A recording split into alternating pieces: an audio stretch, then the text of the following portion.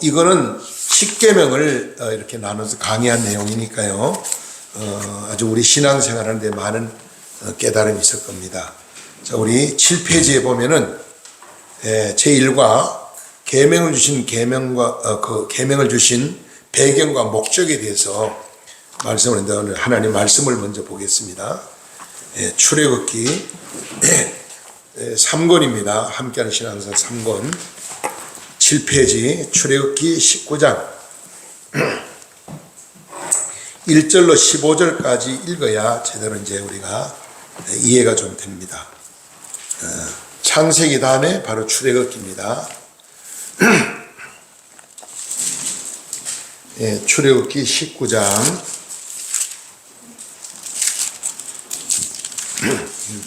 하나님께서 이스라엘 백성들에게 계명을 주신 목적, 배경을 잘 설명하는 내용입니다. 말씀을 같이 우리 15절까지 천천히 말씀 봅니다. 다 같이 봅니다. 시작. 이스라엘 자손이 애굽 땅에 떠날 3개월이 되었던 날에 그들이 시내 평야에 이르니라. 그들이 르비딤을 떠나 시내 광야에 이르러 그 광야의 장막을 치어 이스라엘이 거기 산 앞에 장막을 치니라. 모세가 하나님 앞에 올라가니 여호와께서 산에서 그를 불러 말씀하시되 너는 이같이 야곱을 집에 말하고 이스라엘 자손들에게 말하라. 내가 애굽 사람에게 어떻게 행하였는가? 내가 어떻게 독수리 날개로 너를 업어 내게로 인도하였음을 너희를 보았느니라. 세계가 다 내게 속하였나니 너희가 내 말을 잘 듣고 내 언약을 잘 지키면 너희 모든 민족들 중에서 내 소유가 되겠고 너희가 세계에 대하여 제사장의 나라가 되며 거룩한 백성이 되리라. 너는 이 말을 이스라엘 자손들에게 전할지니라. 모세가 와서 백성에게 장로들을 불러 여호와께서 자기에게 명하신 그 모든 말씀을 그들 앞에 진술하니 백성이 일제히 응답하여 이르되 여호와께서 명령하신 대로 우리가 다 행하리이다. 모세가 백성의 말을 여호와께 전하매 여호와께서 모세에게 이르시되 내가 빽빽한 구름 가운데서 내게 임하면 내가 너와 말하는 것을 백성들이 듣게 하며 또 너를 영영히 믿게 하려 함이니라. 모세가 백성의 말을 여호와께 드렸으므로 여호와께서 모세에게 이르시되 너는 백성에게 가서 오늘과 내일 그들을 성결하게 하며 그들에게 옷을 빨게 하고 준비하게 하여 셋째 날을 기다리게 하라. 이것이 셋째 날에 여호와의 온 백성의 목전에서 시내산에서 강림할 것이니라. 나는 백성을 위하여 주의 경례를 경하고 이르기를 너희는 삼가 산에 오르거늘 그 경계를 침범하지 말지니 산을 침범하는 자는 반드시 죽임을 당할지니라. 그런 자에게는 손을 대지 말고 돌로 쳐 죽이거나 화살로 쏘아 죽여야 하니니 짐승이나 사람의 막론하고 살아남은 자 얻으리라 하고 남은 길에서 물건이어 사는 산으로 이를 것이 아니니라. 모세가 산에서 내려와 백성에게 이르되 백성을 정결하게 하니 그들이 자기 옷을 빨더라. 모세가 백성에게 이르되 준비하여 셋째 날을 기다리고 여인을 가까이 하지 말지니라. 아멘. 잠깐 기도드리겠습니다. 사랑과 은혜가 풍성하신 거룩한 주님 감사합니다. 이 시간에 부족하고 연약한 종이 하나님의 귀한 말씀을 대언하게 다녔었습니다. 사람의 말을 전하지 아니하고 하나님의 진리의 말씀 선포하게 하시고 우리 십계명을 하나님 우리에게 주신 귀한 진리를 깨닫고 계명을 잘 지킴으로 복을 받는 가정이 되고 민족이 되고 세계를 지배하는 큰 힘을 될 수 있도록 복을 나려 주시옵소서. 예수님 이름으로 감사하며 축복하며 기도드리옵나이다. 아멘. 교재 7페이지를 펴보세요. 제1과 계명을 주신 배경과 목적 그렇습니다. 우리는 새롭게 한 국가가 한 나라가 형성되려면은 꼭 세 가지가 조건이 성립되어야 된다 그럽니다. 그게 뭐냐? 저도 영토가 있어야 되고, 그다음 사람이 있어야 되고, 통치권을 가진 국가로서 기본의 권리를 가져야 된다 그랬습니다. 하나님의 나라도 마찬가지입니다. 우리는 이 땅에 잠시 와서 빈손으로 들고 왔다 빈손으로 가는 인생입니다. 하나님 부르면 오늘도 우리는 모든 걸 두고 다 가야 됩니다. 며칠 전에 한 3일 전에 고성의 임춘식 법무사에서 모든 일을 맡아서 담당하는 이제 사무장님이 대장암으로 2년에 수술받고 그동안 투병생활 하다가 세상을 떠나서 어제 장례식을 치렀죠. 그 임춘식 법무사 사무장은 참 지역을 일도 많이 하고 참 좋은 분이었습니다. 저도 그분을 참 존경하고 저도 많이 아끼는 분인데 너무 좋은 분이 이렇게 가셨어요. 그래서 우리가 이 땅에 살면서 대한민국이 지금 살고 있지만은 우리가 천국에 늘 마음을 두고 천국을 바라보면서 우리가 이 땅에 살면은 이 땅의 삶도 행복하고 우리 삶의 목적이 분명하니까 우리 삶이 고단치 않고 피곤치 않고 담대해지고 삶 속에 용기가 생기고 기쁨이 생기고 희망과 꿈을 갖는 겁니다. 많은 사람들이 이 땅에 살면서 돈이 우리를 만족해 할까 하는데 돈이 아무리 많아도 만족이 없어요. 명예가 올라가면 만족하면 명예 아무리 가면 만족이 없어요. 인기가 아무리 좋아도 인기가 좀 만족이 없습니다. 그래서 이 떨어지는 게 어때요? 연예인들 인기가 올라가다가 떨어지면 뭘 합니까? 알코올 중독자가 되고 마약 중독자가 되는 거예요. 많은 사람이 그렇습니다. 그래서 뭘 합니까? 자살을 하게 되고. 그 세상 거 가지고는 우리가 절대로 이 세상 나라에서는 영원히 살지도 못하고 만족과 평안이 없다는 걸 우리에게 알려주는 거예요.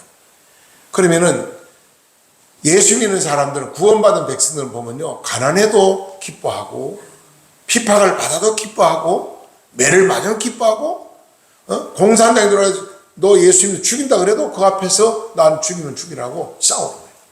그 예가 언제 우리나라 일제시대 때 다른 목사님들 성도들이 신사참배 반대하면서 독립운동하다가 순교를 많이 순교했죠. 잔인하게 일본 형사들이 매장시켰습니다. 기독교인들을. 그래도 항복 안 하고. 여러분 우리가 진정한 애국자는 어떤 자냐? 나 참 마음이 아픈 거 어제도 정과목이 강의하고 그러더라고요. 나는 뭐 미국으로 가면 된다는 거야. 미국 가면 된대. 이거 참 상처 주는 말이죠. 너희들은 따르려면 안 따르려면 가면 돼. 나는 미국 가면 돼. 나는 다 준비 다 돼서. 이게 그 강의를 듣는 사람들이 어떻게 됩니까 이거? 저도 막 너무 실망이 되더라고. 아니 나라가 그때는 이스라엘을 보면서도 뭐 하나님을 믿는 사람은 목사라면은 나라 곁에 여러분 우리는 생명 거고 싸우치도 이래 나가야지. 대한민국 우리가 지켜야 되면 이렇게 나가야지. 아니 위태로운 미국으로 이민 간다? 이거는요 애국자가 아니에요. 성도도 마찬가지. 성도도요 편할 때 누가 예수 못 믿겠어요?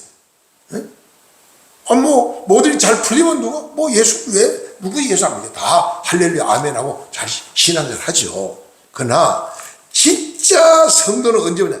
핍박을 받아야 할 수 있는 거예요. 강력한 박해가 있을 때 생명을 막 위협을 줄 때 그때 진가가 나타나는 겁니다.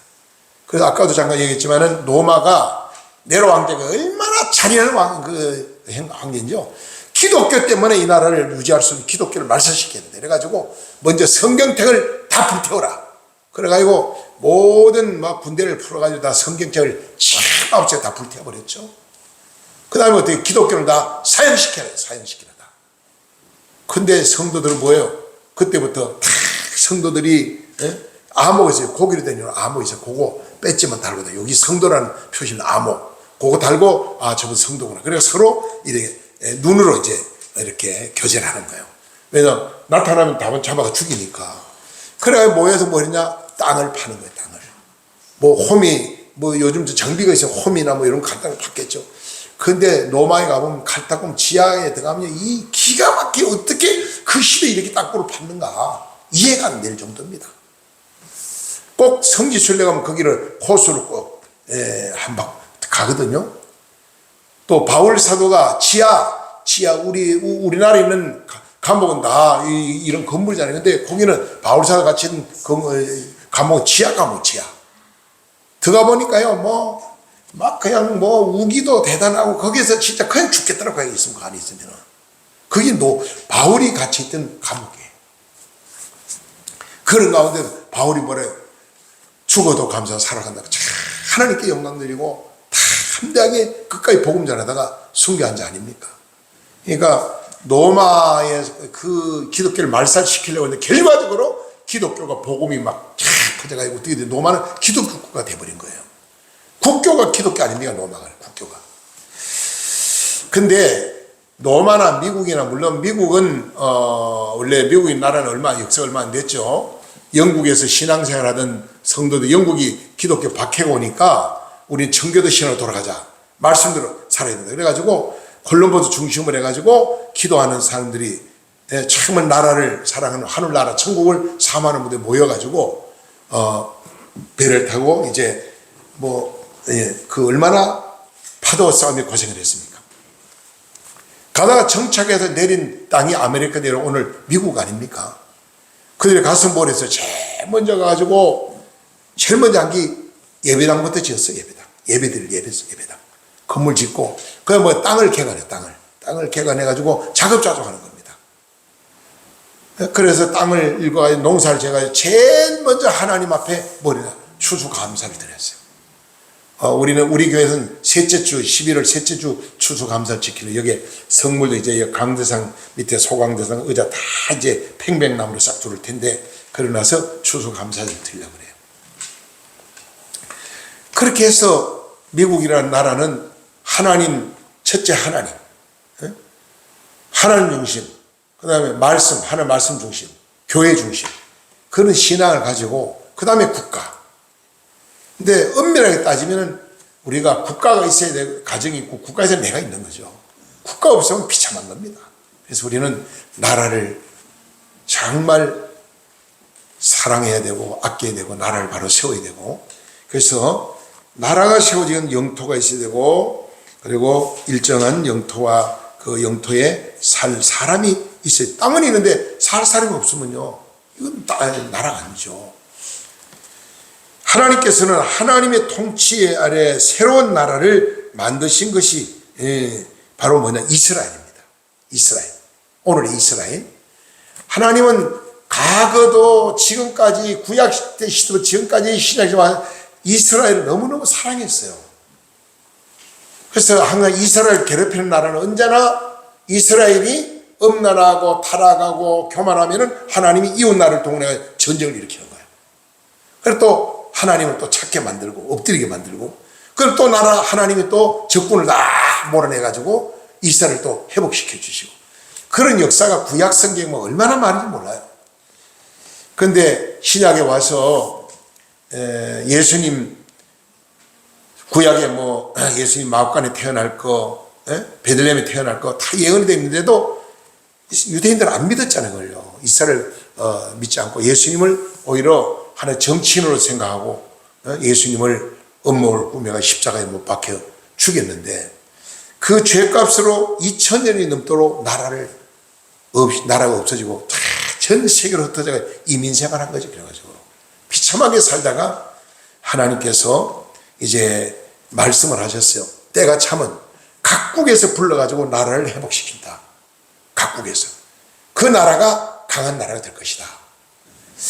그 예언한 대로 우리나라하고 똑같이 이스라엘 독립을 했거든요. 우리나라는 우리나라 8월 15일이 뭐예요? 광복절이잖아요.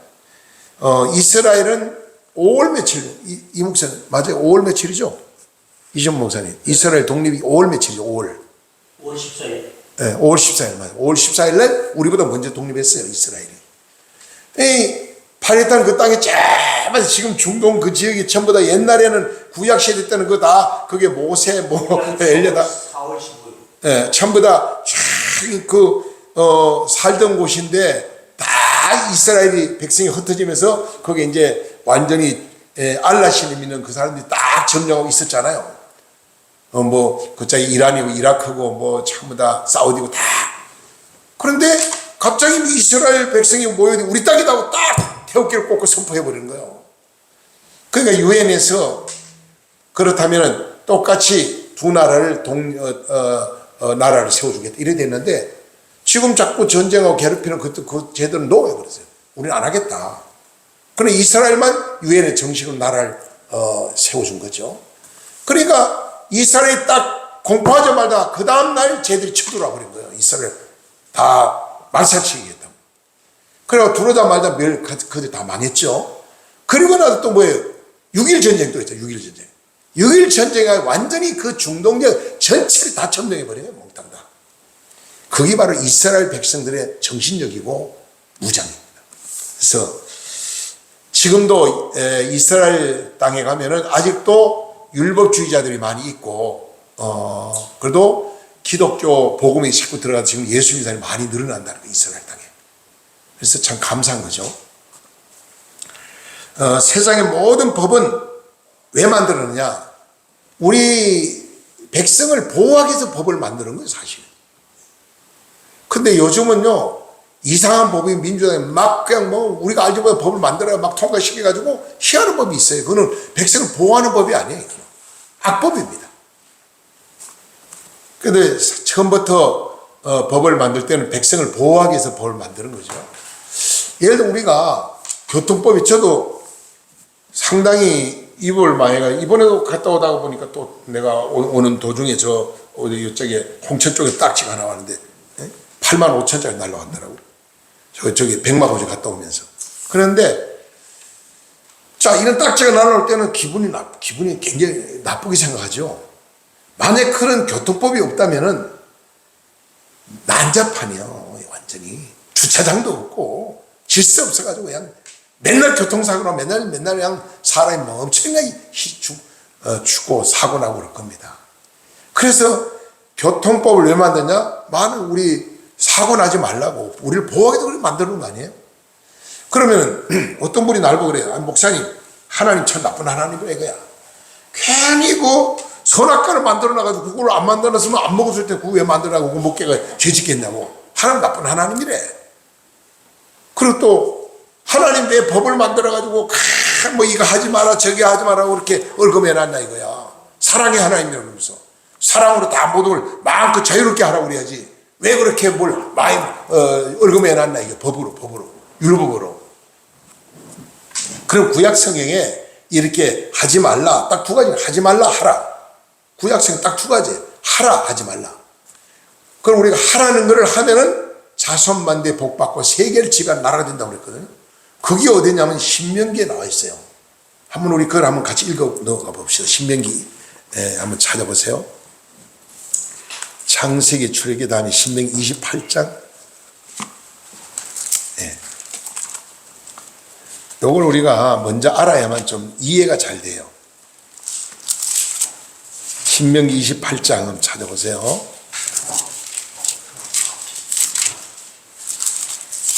자, 여기도 참 재미있어요.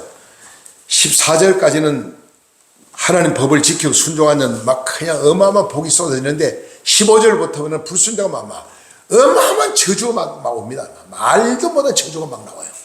자, 우리는 저주에 대한 이야기하면 다 기분이 안 좋잖아요. 그러니까 축복에 대한 내용을 한번 봅시다. 신명기 28장 구약성경 303쪽입니다. 다 같이 봅시다. 14절까지 시작. 내가 내 하나님 여호와의 말씀을 삼가 듣고 내가 오늘날 내 명령 그의 모든 명령을 지켜 행하면 내 하나님 여호와께서 너를 세계 모든 민족 위에 뛰어나게 하실 것이라.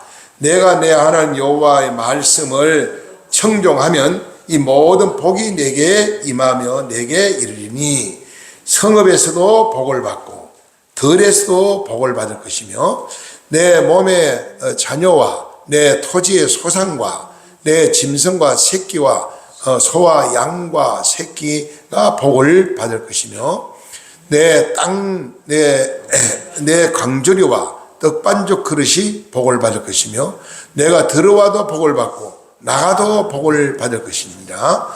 여호와께서 너를 대적하기 위하여 일어난 적군들이 내 앞에서 패하게 하시리라. 그들이 한 길로 너를 치러 들어왔으나 내 앞에서 7길로 도망가리라.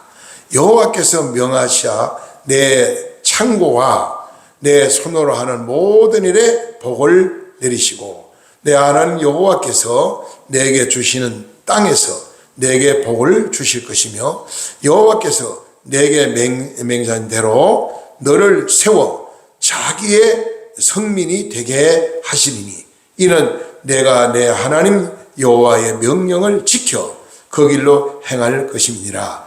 땅의 모든 백성이 여호와의 이름으로 너희를 위하여 불리는 것으로 보고 너희를 두려워하리라. 여호와께서 내게 주리라 하고 내 조상들에게 맹세하신 땅에서 내게 복을 주사 내 몸의 소생과 가축 새끼와 토지와 소산을 많게 하시리니 여호와께서 너를 위하여 하늘의 아름다운 보고를 여사 내 땅의 때를 따라 비를 내리시고 내 손으로 하는 모든 일에 복을 주시리니 내가 많은 민족에 구워줄지라도 너는 꾸러다지니 아니할 것이요. 여호와께서 너를 머리가 되고 꼬리가 되지 않게 하시며 위에만 앉게 하고 아래에 앉지 않게 하시리니 오직 너는 내가 오늘날 내게 명하시는 내 하나님 여호와의 명령을 듣고 지켜 행하면 내가 오늘날 너희에게 명하시는 그 말씀을 따라 좌우나 우르나 치우치지 아니하고 다른 신을 따라 섬기지 아니하면 이와 같으리라 그랬어요. 그 14절부터는요 불순종하는 자에게 임하는 저주가 나옵니다. 예. 자, 이 말씀을 미국을 발견한 콜럼버스 중심으로 그분들은 이 말씀 그대로 100% 받아 믿었죠. 그래서 오늘 미국이라는 나라는 기도하고 세운 나라고 이스라엘도 기도하고 세운 나라고 대한민국도 기도하고 세운 나라거든요. 세계에서 북해에서 기도하고 세운 나라가 세 개밖에 없다 그래요. 이스라엘, 미국, 한국. 그러니까 하나님께서 아직까지도 미국을 그래도 축복한 거는 기도로 세운 나라니까 하나님이 지켜주고 있다고 생각이 들고 이스라엘도 기도로 세웠기 때문에 하나님이 이렇게 축복을 하고 있다. 우리나라도 기도로 이승만 대통령이 기도하고 세웠기 때문에 이만큼 하나님이 지켜주신다고 생각이 듭니다. 그러므로 하나님의 말씀, 율법을 왜 하나님 이런 법을 줘가지고 우리를 힘들게 하느냐 그렇게 생각하지만 율법을 깨닫고 믿으면은 복 받는 길을 우리 깨우쳐 주는구나.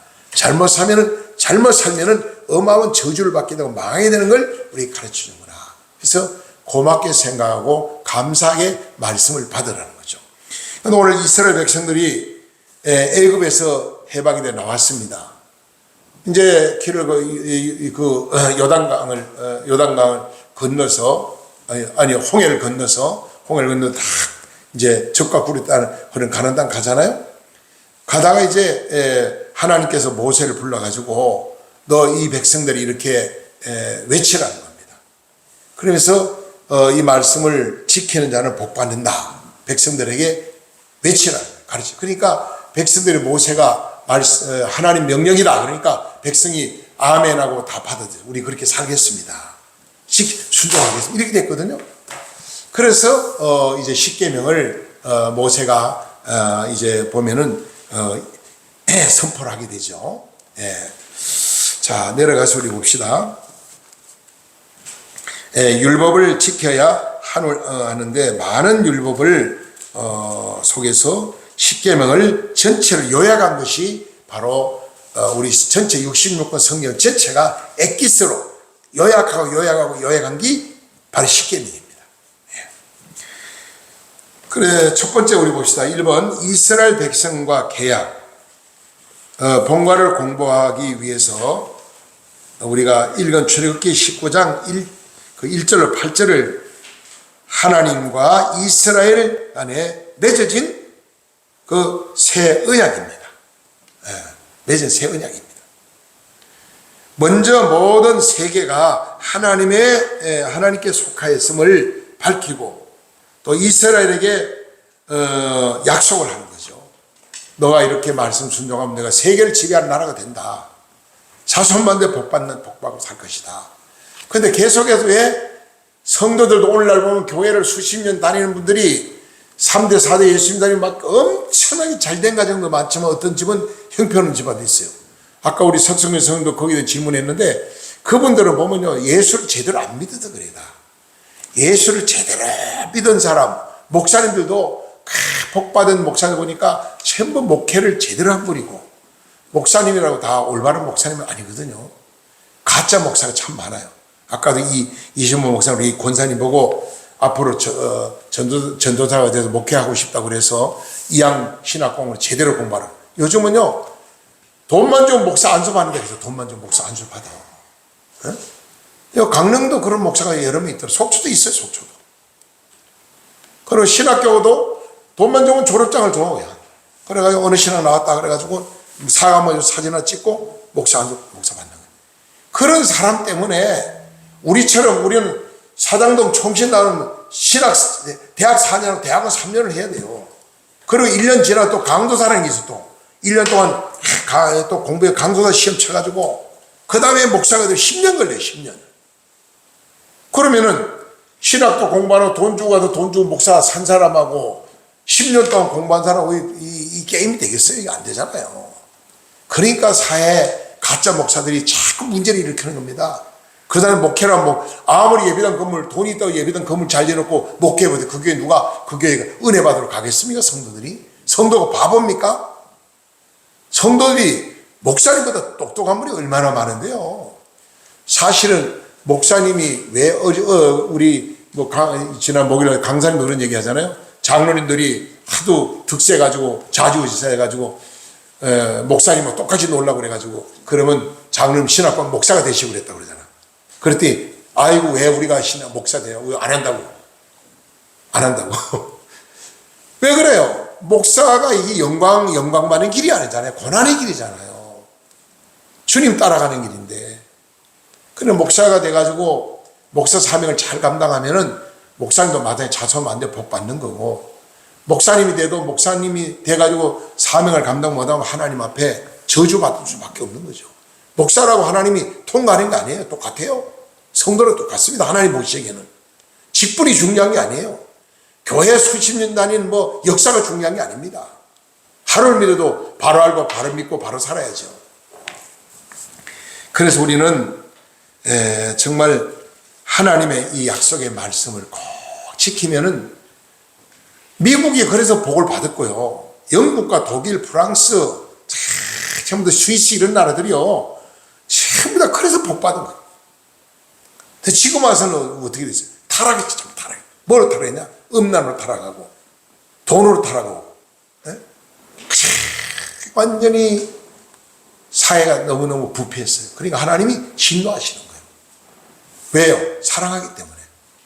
저도 내가 전에도 말씀드렸지만 제가 우리 이신보 목사님이 저는 우리 동창 목사가 여기 와서 위암 말기 환자를 여호와가 기도받고 암이 깨끗이 나았는데 필리핀에서 나 환자 선교하는 선교사님이 두 형제가 필리핀에 가서 저 한국에서 그분은 저와 똑같이 군목 출신인데 그분은 소령으로 중령인가 아마 전역했어요.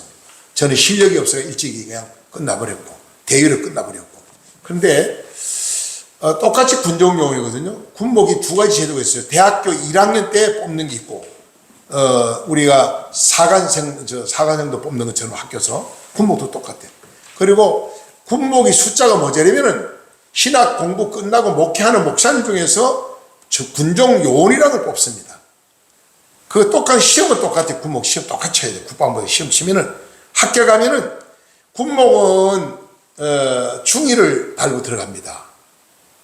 일반 장교는 소위 달고 들어가는데 군목은 밥대기 2개 달고 들어가죠. 근데 군종요원은 바로 3개 달아줘요. 목회를 인정을 합니다. 우리 사회 목회를 10년 했으면 10년, 뭐 20년 그걸 인정해가지고 계급장 하나 더 달아주는 거예요. 군종요원은 똑같이 자기 복무 기간은 마쳐야 돼. 그 안에는 나올 수가 없어요. 그 다음에 실력이 있으면은 바로 소령을 올라가고 중령도 가고 대령도 가고 이렇게 가는 거죠. 그래서 저도 우리 김명환 목사도 군종용으로 간 거고 저도 군종용으로 갔어요. 근데 오늘 25분 나한테 전화 와서 무 목사 그거 뭐 버섯 사업도 하고 무 목사 뭐 선교도 많이 하는데 저 중국말 하지 말고 필리핀에 나 한자에게 좀 선교 좀 하라고. 제가 동창이잖아요. 거기 동창인데 나는 별 그때 관심이 없었어요. 근데 1,000만 원이 필요하다. 1,000만 원 지금 1,000만 원이 꼭 필요하다는데 문 목사님 형편되면 1,000만 원 좀 헌금하라고 그래요. 또 20문 목사님 뭐 부탁하면 제가 또 잘 거절을 못하니까 1,000만 원? 알았어요.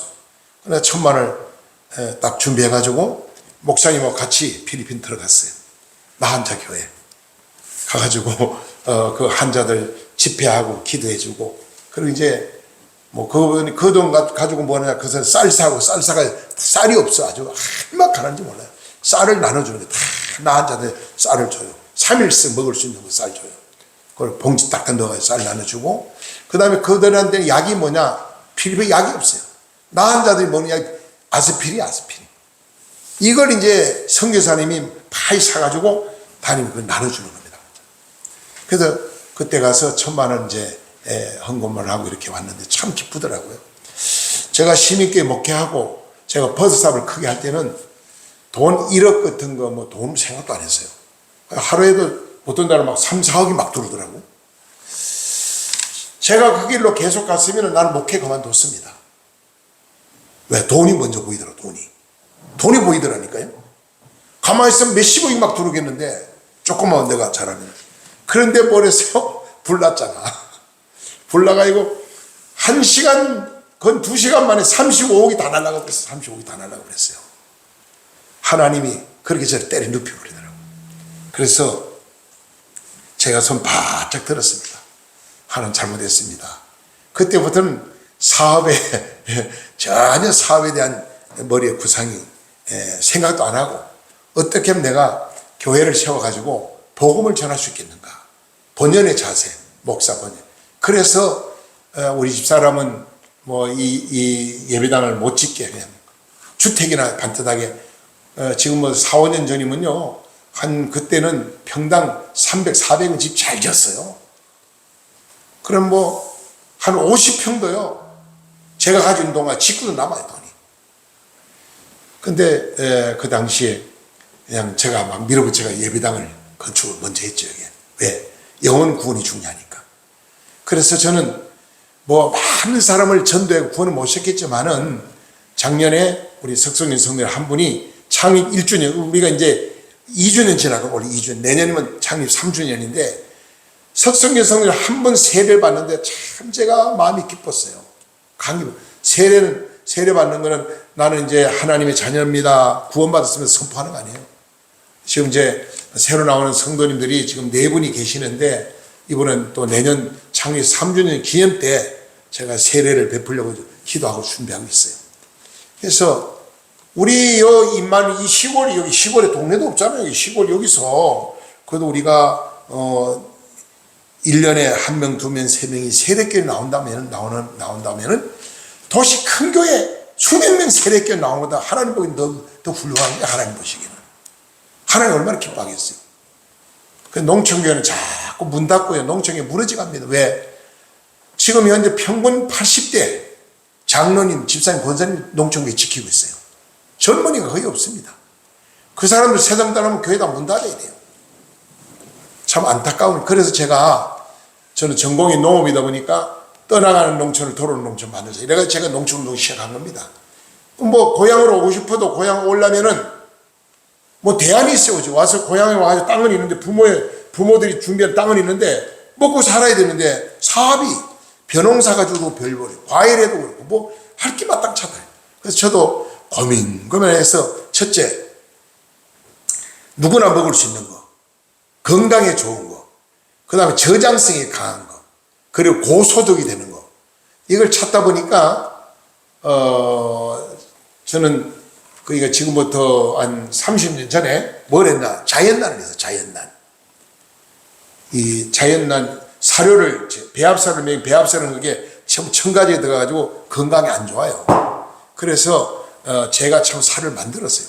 만들고 배합사를 발효시켜 만들어가지고 30% 풀 30% 하고 30%는 뭘 넣냐면은 저 식당에 밥 짓게 버린 거 있잖아요. 그거 다 수거해와가지고 발효시켜 발효.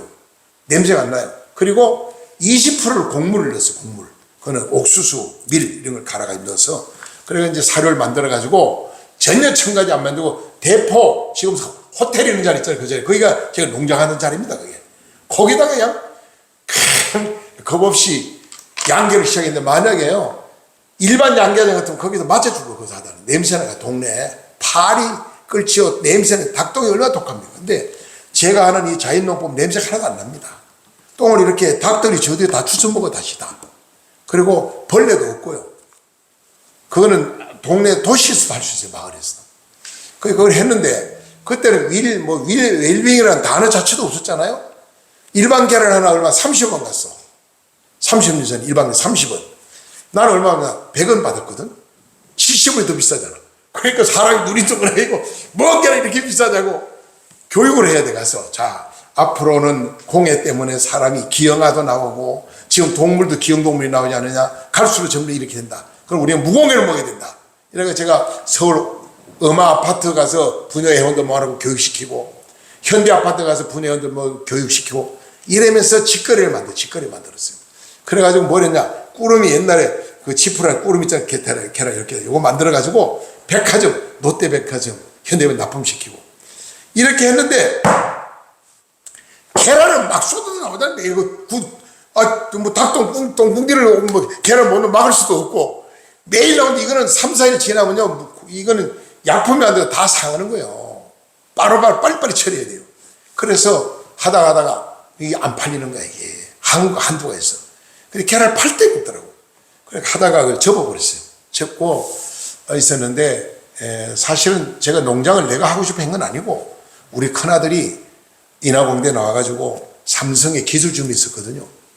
이놈이 직장에서 기술점이 있는데 매일 연구해야 되고 지도했는데 윗사람한테는 맨날 그냥 막 누르지요. 아랫사람 안 따라주니까 스트레스 받아가지고 도저히 직장생활 못하겠대.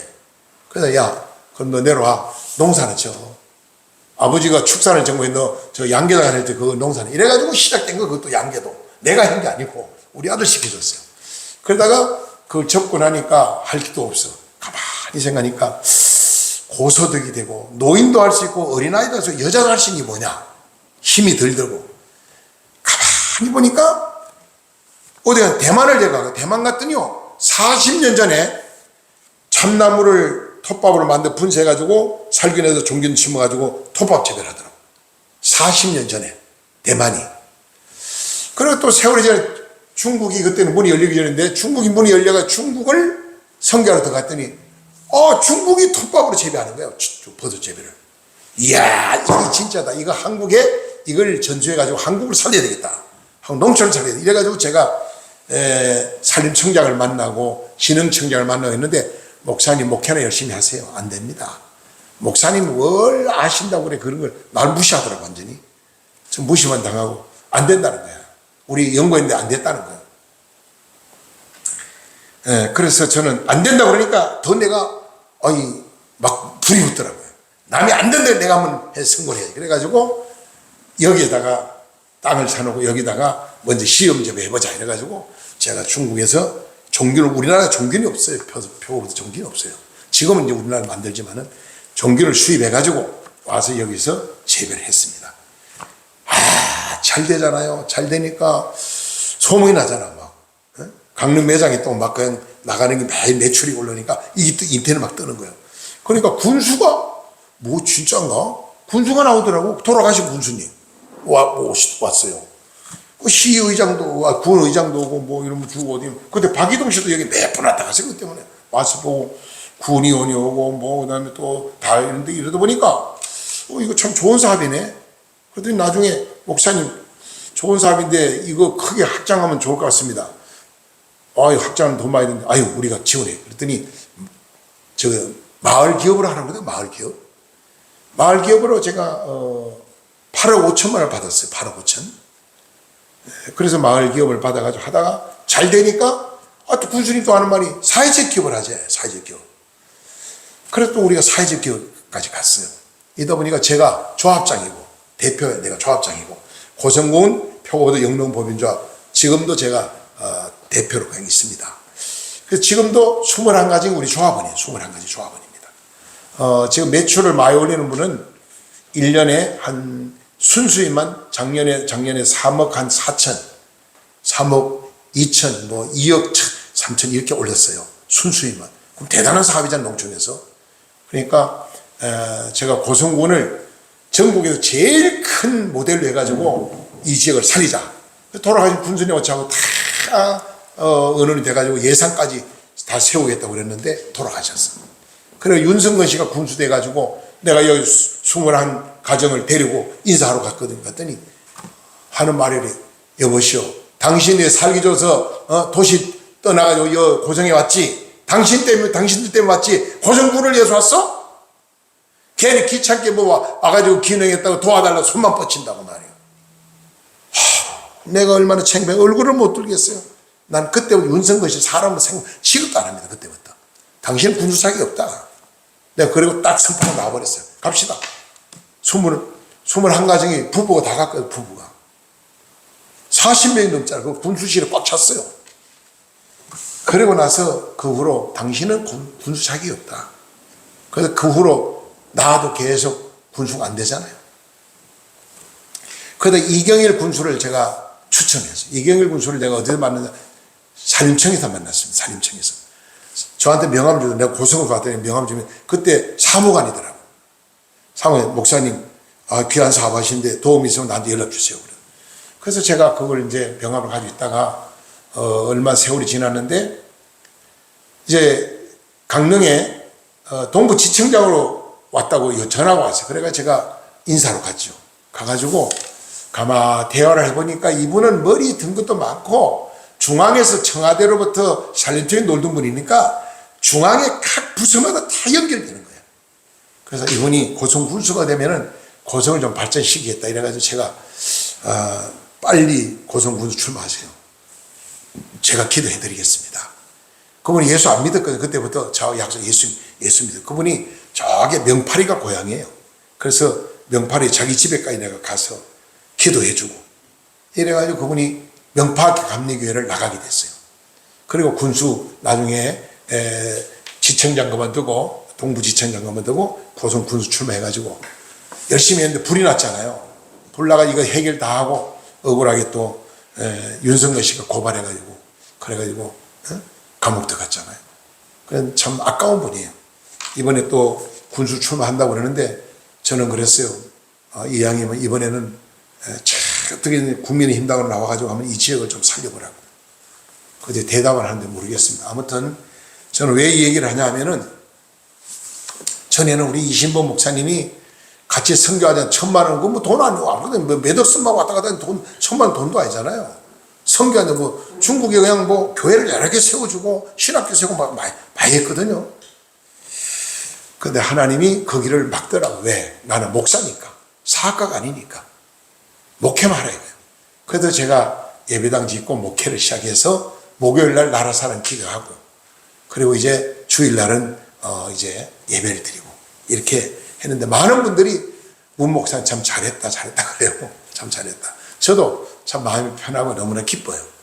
앞으로도 우리 임마누엘 재단을 통해서 우리 장성천 교회를 통해서 많은 분이 구원받을 수 있어요. 지금 우리가 일주일마다 계속 이 장천 성천 마을을 전도하고 있습니다. 전도하고 있는데 언젠가 때가 되면은 한 영혼 한 영혼이 돌아오겠죠.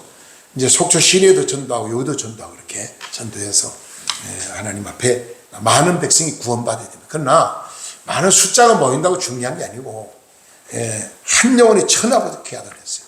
우리는 바울 같은 목사님, 에스더 같은 성도들, 다니엘 같은 성도들 나라를 위해 살릴 수 있고 민족을 살릴 수 있는 그런 기도하는 용사가 돼야죠.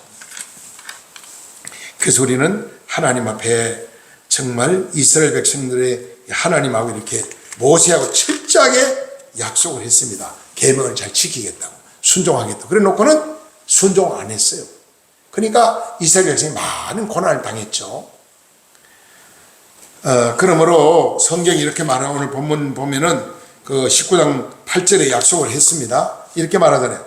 백성이 이를 일제히 응답하여 이르되 여호와께서 명령하신 대로 우리가 다 행하리이다. 모세가 백성의 말을 여호와께 전했다. 백성들의 말을 모세가 대대로 듣고 하나님께 모세는 하나님하고 직통하니까 하나님께 다 말씀드렸다는 거죠. 자, 두 번째 문제. 두 번째는 계명이란 뭐냐? 출애굽기 16장 28절에 보면은 여호와께서 모세에게 이르시되 어느 때까지 너희가 내 계명과 내 율례를 지키지 아니하겠느냐? 이렇게 말씀을 했습니다. 계명을 다른 말로 말하면 율법이라고 하죠. 율법. 또 히브리 언어로는 토라라고 합니다. 그리고 종교적인 건 뭐냐? 종교적인 도덕적이고 사회생활에서 우리가 관해서 말하자면 완전히 이 사회에 모든 면에서 우리는 본이 되는 삶을 살 것을 말씀하고 있는 내용이라고 봅니다. 사회적 생활에서 관해 신이 인간에게 지키기로 내린 규법이 뭐냐? 이 율법이라는 거죠. 그래서 토라라는 말은 613개의 명으로 그 중에 하라는 긍정적인 계명이 248개 명이고 하지 말라는 부정적인 계명은 365계명이 있다 그랬어요. 요약한 것이 바로 성경을 전부 요약한 것이 십계명이다. 십계명의 두 종류인데 인간이 우리가 수직적으로는 하나님을 향하여 지켜야 될 것. 거기 1계명, 4계명까지는 하나님과 나와 관계를 말합니다. 1계명, 4계명까지는. 그 다음에 우리 5계명부터 10계명까지는 이웃과 나, 가족과 나, 사회와 나, 이 관계를 잘 설명한 내용이 바로 10계명입니다. 계명은 하나님이 친히 주신 것으로 금령, 명령, 규칙, 규법을 의미하고 있다 그랬어요. 부름받은 성도는 이 계명을 반드시 지켜야 된다는 거죠. 왜? 내가 행복하기 위해서.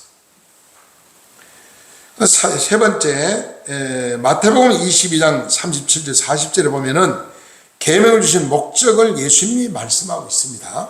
그거 보면은 우드라고 하는데 우드라는 말은 소극적으로는 입을 막고 죄를 느껴 자복해 해준다. 적극적으로는 눈을 떠서 하나님을 보도록 해준다는 의미가 있다는 거죠. 율법을 통해 죄를 깨닫습니다. 죄를 깨 회개하면 하나님 용서해 주시고 하나님 은혜 주시고 복을 주신다는 거죠. 또 사무엘 월드라는 정치적으로 악인을 벌하고 신령한 목적으로 모든 그리스도인에게 인도해 준다는 의미가 있다. 신령한 면으로. 네. 또 계명은 하나님의 성민으로 부름을 받은 이스라엘 백성들 가나안 땅으로 들어가기 직전 규법을 준 것입니다. 영적으로는 믿는 모든 성도가 신앙생활하면서 지켜야 될 규칙이다. 이렇게 말씀하고 있죠. 예수님 마태복음 22장 37절 40절에서 첫째는 하나님을 사랑하고 둘째는 이웃을 사랑하고 하나님 사랑 이웃을 이것이 계명 중에 최고의 큰 계명이다. 언제나 우리는 하나님을 사랑해야 돼요. 이웃을 내 몸같이 사랑해야 돼요. 쉬운 건 아니죠. 우리 성경을 한번 읽고 이제 거울보기 보고 말씀을 마치도록 이렇게 하겠습니다. 출애굽기 19장 5절 8절 성경을 같이 읽습니다. 다 같이 읽습니다. 시작. 세계가 다 내게 속하였으니 너희가 내 말을 잘 듣고 내 언약을 지키면 너희는 모든 민족 중에서 내 소유가 되겠고 너희가 내게 대하여 제사장 나라가 되며 거룩한 백성이 되리라. 너는 이 말을 이스라엘 자손에게 전할지니라. 모세가 내려와서 백성의 장로들을 불러 여호와께서 자기에게 명하신 모든 말씀을 그들 앞에 진술하니 백성이 일제히 응답하여 이르되 여호와께서 명령하신 대로 우리가 다 행하리이다. 모세가 백성의 말을 여호와께 전했다 그랬습니다.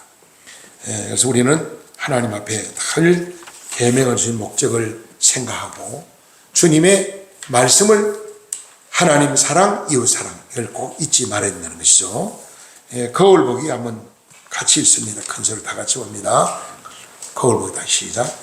큰 농장을 겸하여 경영하는 사람이 어린 아들을 데리 태우고 같이 읽습니다. 경리 비행기는 농장 위를 날면서 이따금씩 자신의 농장이나 목장에 대하여 설명을 해주고 때로는 호기심이 많은 아들에게 경비 행기를 조정하는 기술도 가르쳐 주었습니다. 그러더니 아들은 어느 날부터인지 경비 비행을 운전할 수 있게 되었습니다. 어느 여름 방학이 되었습니다. 아들은 친구들과 가까운 곳에 놀러 가야겠다고 생각하고 친구들과 약속을 한 후 아버지 몰래 친구 13명을 태우고 출발을 하였습니다. 친구들이 신난다며 자기를 칭찬하자 그는 이것저것 생각할 여지 없이 달리고 또 달렸습니다.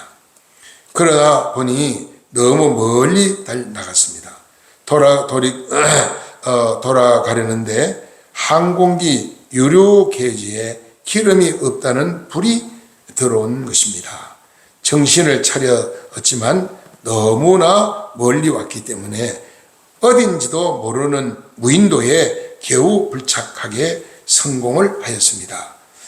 우전도 안 되고 가져온 양식도 다 떨어지고 그들은 나름대로 무인도에서 구조대가 오기까지 살 수밖에 없었습니다. 누가 이들을 통제하느냐 하는 고민을 속에 어느 날 큰 고동 껍질을 발견하고 누구든지 이것을 가지고 소리를 내면 그의 말을 듣기로 하였습니다. 한 이틀이 지났었는데 문제가 생겼습니다. 두 사람이 동시에 고동을 잡는 서로 자기의 말에 한다고 싸웁니다. 분란 동시에 고동을 잡고는 서로 자기 말에 한다고 싸우는 일이 벌어졌다는 거죠. 이래서는 안 되겠다 싶어 하나의 규법을 만들었습니다. 이와 같이 사람이 모이는 조직과 공동체는 그것을 운영할 법이 있어야 합니다. 법이란 사람을 얽매이는 것이 아니라 질서와 평안을 줍니다. 교통법규 규칙이 무너지면 도시는 거대한 주차장이 되고 말 것입니다. 그러나 법규가 제대로 세워져서 움직인다면 원활한 교통이 흐르는 것과 같습니다. 하나님이 인류에게 주신 법을 참 평안과 질서를 위하여 주신 것입니다. 우리는 감사함으로 이 법을 잘 지켜야 하겠습니다. 그래 우리가 이 율법을 어렵게 생각하지 말고 하나님은 감당치 못할 건 허락 안 했어요. 예를 들어 말하면 너 나가서 누구와 싸워라, 거짓말해라, 욕해라, 사기쳐라. 그런 말 없잖아요. 너 가서 사랑해라, 섬겨라, 참아라, 인내하라. 먼저 섬기라. 나누고 베풀라. 남의 거 뺏어오라 그랬으면 얼마나 힘든 거예요. 나누라는 거예요. 베풀라는 겁니다. 원수 맺지만 서로 사랑하라. 그래서 우리는 이 십계명을 통해서 더 우리 믿음이 더 성장하고 하나님 앞에 더 십계명 중에 감사하면서 우리 자신을 자꾸 말씀의 거울 앞에 우리 점검해야 됩니다. 내 모습.